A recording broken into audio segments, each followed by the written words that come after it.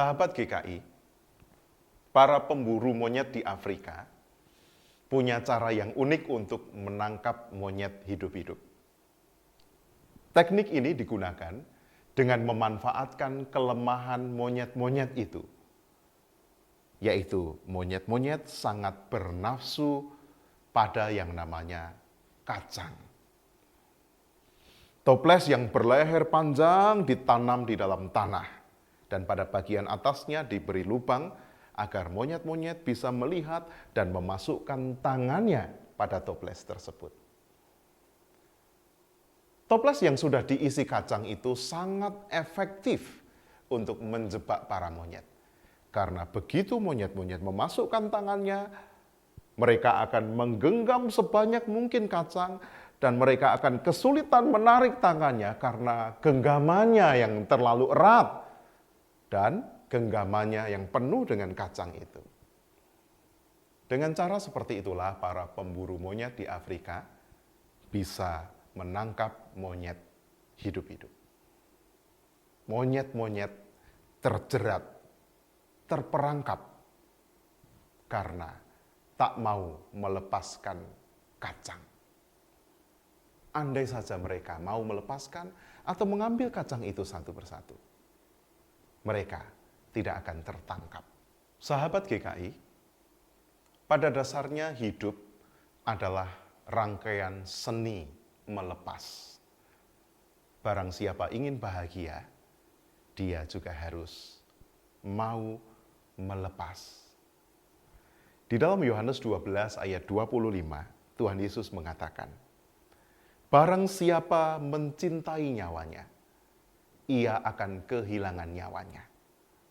Tetapi barang siapa tidak mencintai nyawanya di dunia ini, ia akan memeliharanya untuk hidup kekal.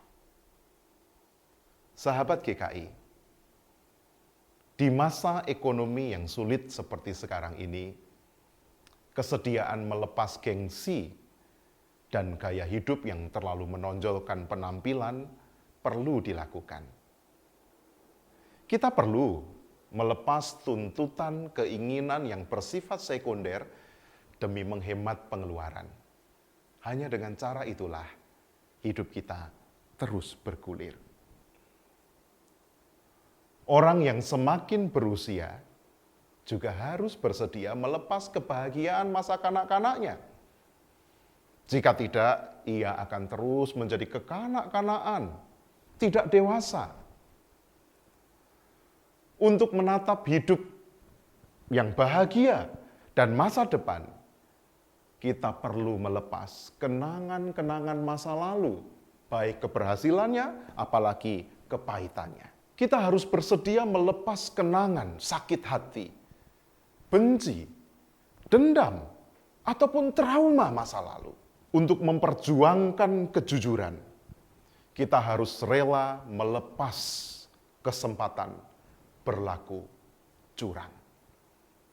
Sahabat GKI, oleh karena itulah Tuhan Yesus berkata kepada setiap orang yang hendak mengikutnya, barang siapa ingin mengikut Yesus, dan di dalam waktu yang sama terlalu menyayangi kehidupan yang bersifat sementara, beserta segala perasaan, keinginan, dan hasrat yang sifatnya fana, yang oleh Tuhan Yesus disebut nyawa, dalam bahasa Yunaninya suchen, dia justru akan gagal bersama dengan Yesus.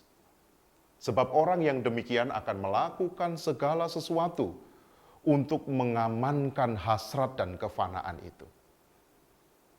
Ketika kita berjuang mengamankan apa yang fana, sejatinya kita melakukan kesia-siaan.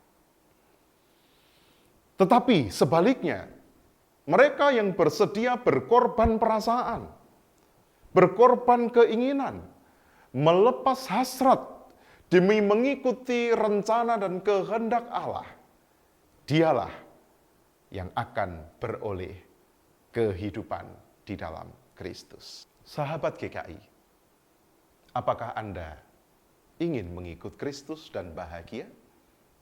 sederhana saja. Belajarlah untuk melepas.